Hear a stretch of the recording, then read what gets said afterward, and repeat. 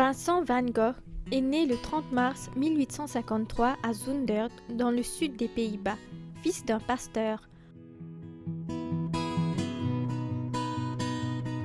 En 1869, il a pris son premier emploi travaillant dans la succursale de La Haye d'une société internationale de vente d'art. Il commence à écrire à son jeune frère Theo, une correspondance qui se poursuivra toute la vie de Van Gogh. Le travail de Van Gogh l'amène à Londres et à Paris, mais le travail ne l'intéresse pas et il est licencié en 1876. Il devient brièvement enseignant en Angleterre, puis profondément intéressé par le christianisme, prédicateur dans une communauté minière du sud de la Belgique. En 1880, à l'âge de 27 ans, il décide de devenir artiste. Il se déplace, apprend à dessiner et à peindre et reçoit un soutien financier de Theo.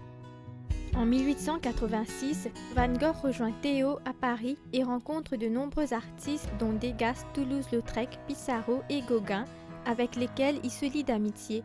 Son style change considérablement sous l'influence de l'impressionnisme, devenant plus léger et plus lumineux. Il peint un grand nombre d'autoportraits à cette époque.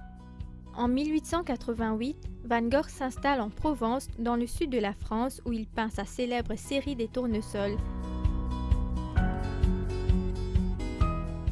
Il invite Gauguin à le rejoindre, mais il commence rapidement à se disputer et une nuit, Van Gogh menace Gauguin avec un rasoir. Pris de remords, il se coupe alors une partie de l'oreille.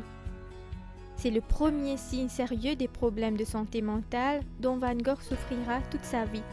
Il séjourne dans les hôpitaux psychiatriques et oscille entre des périodes d'inertie, de dépression et d'activité artistique incroyablement concentrée, ses œuvres reflétant les couleurs intenses et la forte lumière de la campagne qui l'entoure.